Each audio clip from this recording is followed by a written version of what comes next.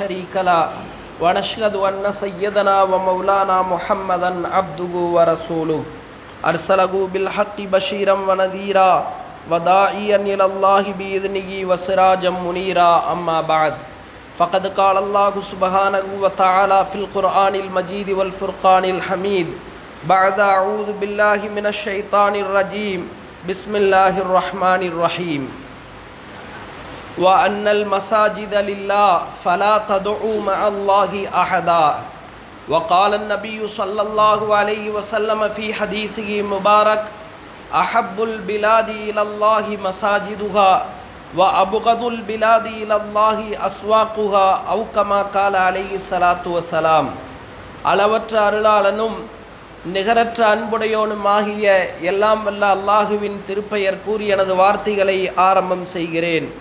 சலாத் என்னும் கருணையும் சலாம் என்னும் ஈடேற்றமும் ஈருலகத் தலைவர் எம்பெருமானார் ரசூலை கரீம் ஸல்லல்லாஹு அலைஹி வஸல்லம் அவர்களின் மீதும் அன்னாரின் வாழ்க்கையை அப்படியே பின்பற்றி வாழ்ந்த உத்தம சத்திய சகாபாக்கள், தாபியீன்கள், தபா தாபியீன்கள், சுகதாக்கள், சாலிஹீன்கள், நாதாக்கள், நல்லவர்கள், இன்னும் இந்த புனிதமான ஜும்ஆவுடைய நாளிலே இங்கு கூடி இருப்பவர்கள், இன்னும் கூடவிருப்பவர்கள் நம் அனைவர்களின் மீதும் அல்லாஹுவின் அன்பும் அருளும் என்றென்றும் நின்று நிலவட்டுமாக என்று கூறி ஆரம்பம் செய்கிறேன். அஸ்ஸலாமு அலைக்கும் வரஹ்மத்துல்லாஹி தஆலா வபரகாத்துஹு. கண்ணியத்திற்குரிய பெரியோர்களே, சகோதரர்களே, அல்லாஹு தஆலா இந்த உலகத்தில் மனிதனை படைத்து மனிதனுக்காக வேண்டி பல்வேறு கடமைகளை அல்லாஹு தஆலா ஏற்படுத்தி வைத்திருக்கிறார். சங்கையானவர்களே, இரண்டு விதமான கடமைகள் மனிதனின் மீது பொறுப்பாக இருக்கிறது. முதலாவது இறைவனுக்கு செய்ய வேண்டிய கடமைகள், இன்னொன்று ஒரு அடியான் இன்னொரு அடியானுக்கு செய்ய வேண்டிய கடமைகள்.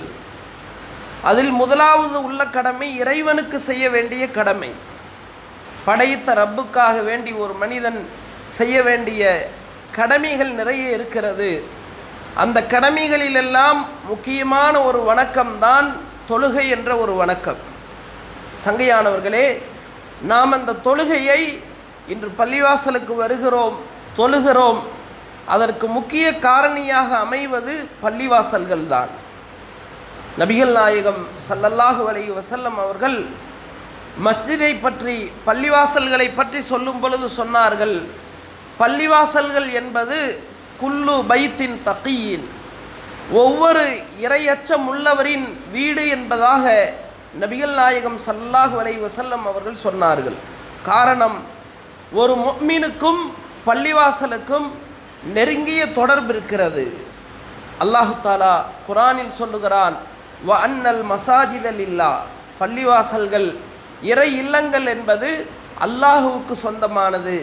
ஃபலா ததுஉ மஅல்லாஹி அஹதா, அந்த பள்ளிவாசல்களில் நீங்கள் அல்லாஹுவை தவிர வேறு யாரையும் நினைக்க வேண்டாம், அழைக்க வேண்டாம், வணக்கம் செய்ய வேண்டாம் என்று அல்லாஹு தஆலா சொல்லி காட்டுகிறார்.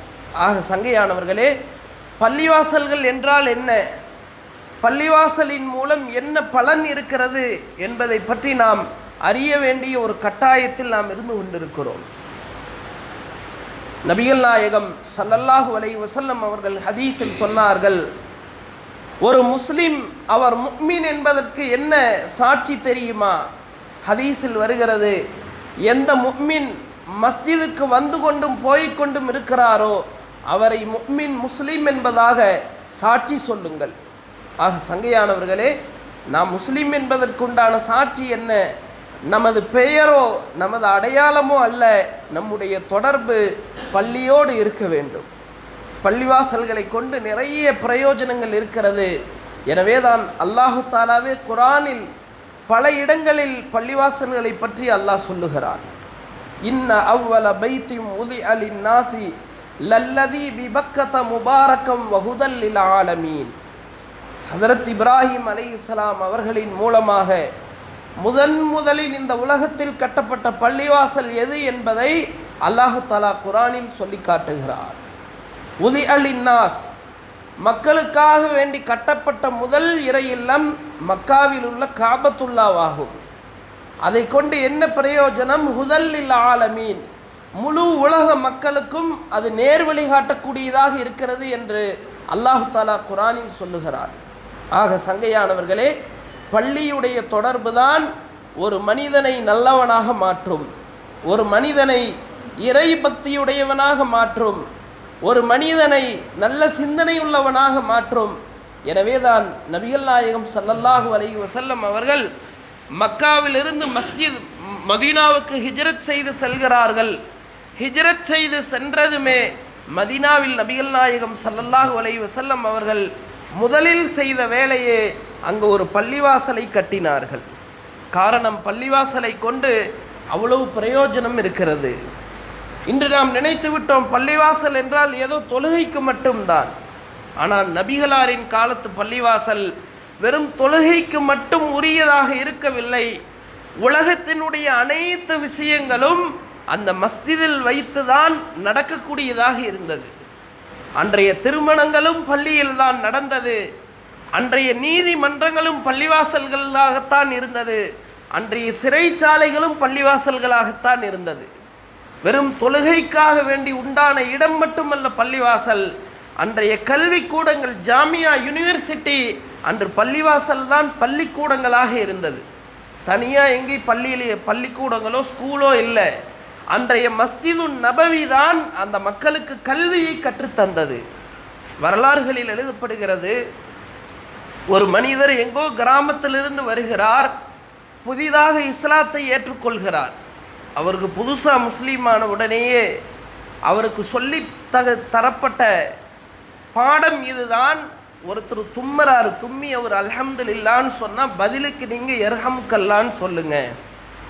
அவர் கற்ற முதல் பாடமே இஸ்லாம் பற்றிய பாடம் இதுதான். அவர் படிச்சிட்டார். யாராவது ஒருத்தர் தும்மறாரு அல்ஹம்துலில்லா சொன்னால் பதிலுக்கு எர்ஹம்கல்லா சொல்லணும்.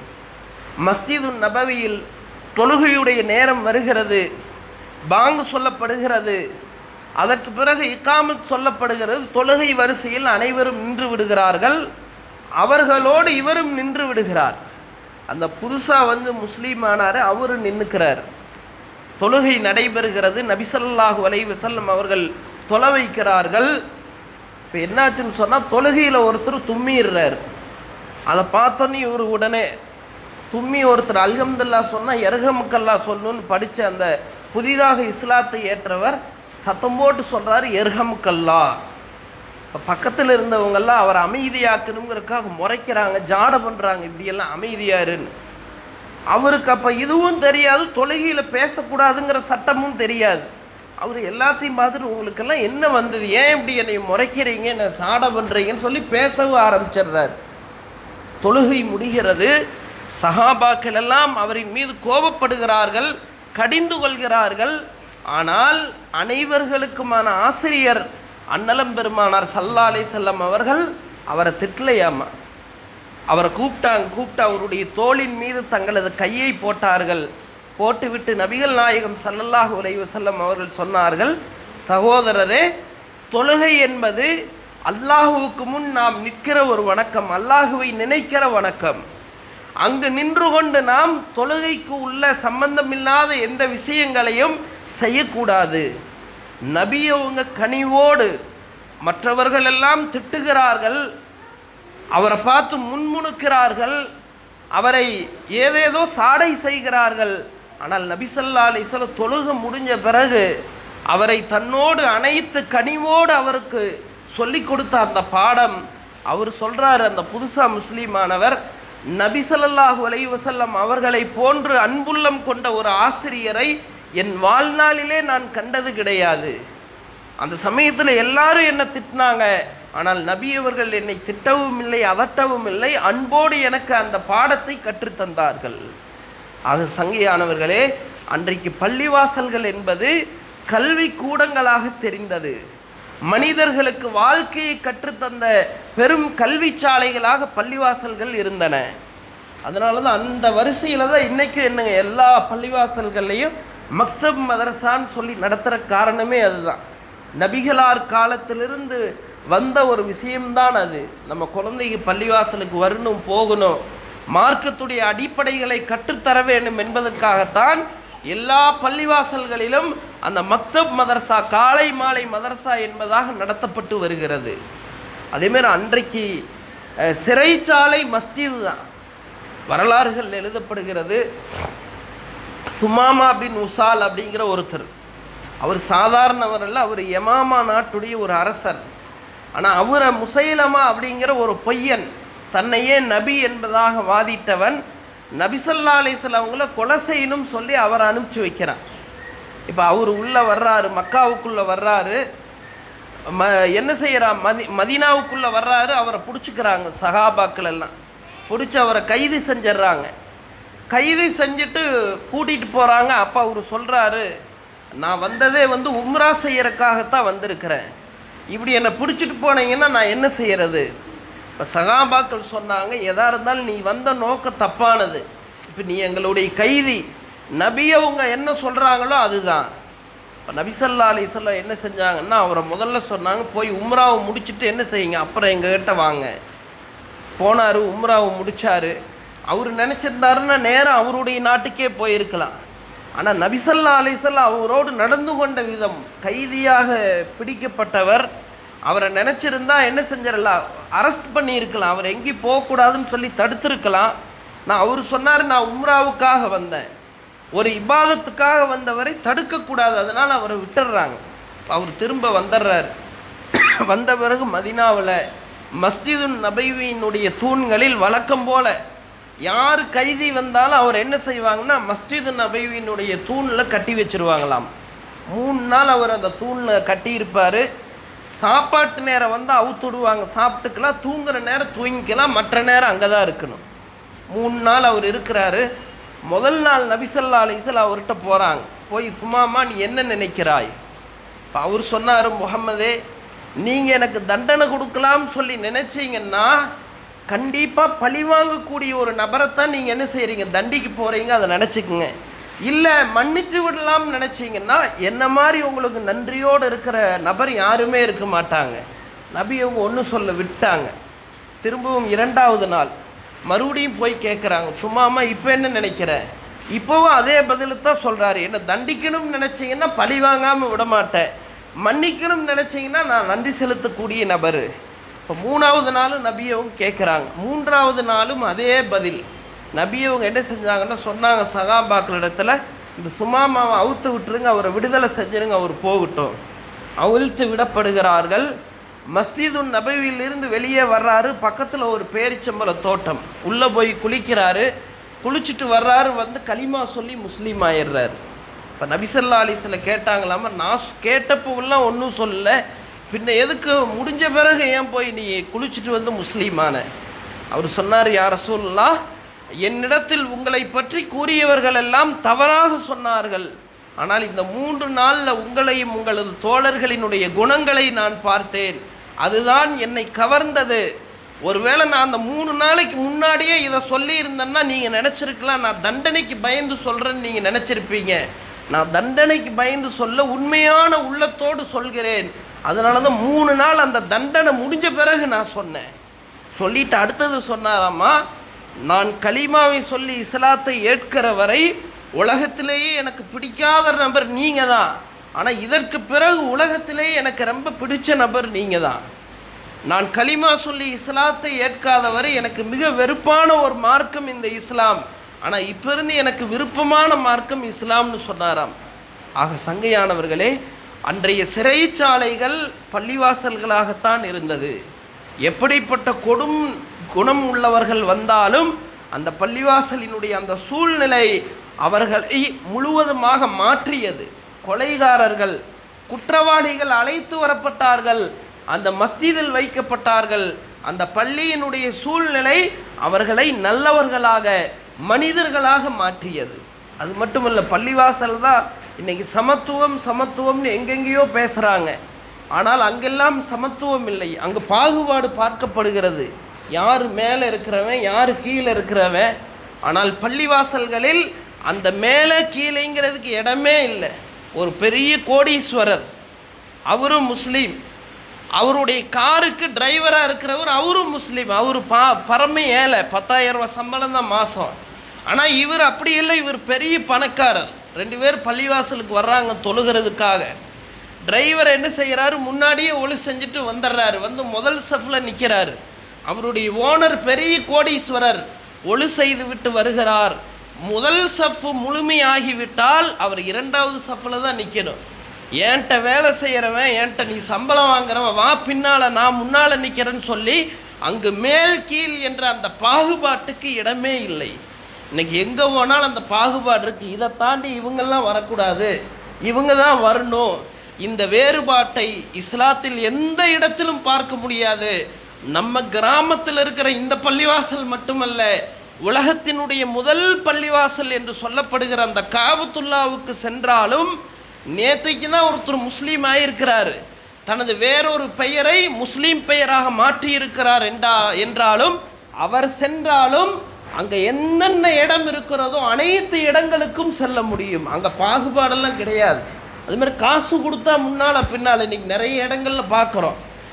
யார் எவ்வளவு காசு கொடுக்குறாங்களோ அவங்க தான் கடவுளுக்கு அவ்வளவு நெருக்கமாக நிற்க முடியும். இங்கே அதெல்லாம் கிடையாது.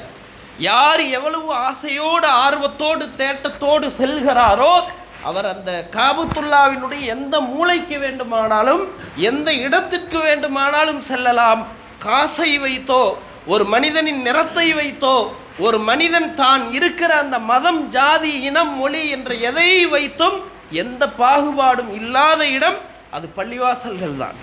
அது நம்ம கிராமத்தில் இருக்கிற இந்த சின்ன பள்ளிவாசலாக இருந்தாலும் சரி, முழு உலக நாடுகளிலிருந்தும் மக்கள் வந்து இபாதத் செய்யக்கூடிய உலகத்தின் முதல் பள்ளிவாசலாக கருதப்படுகிற காபத்துல்லாவாக இருந்தாலும் சரி, அங்கேயும் இதே சட்டம்தான், எந்த வேறுபாடுமே கிடையாது.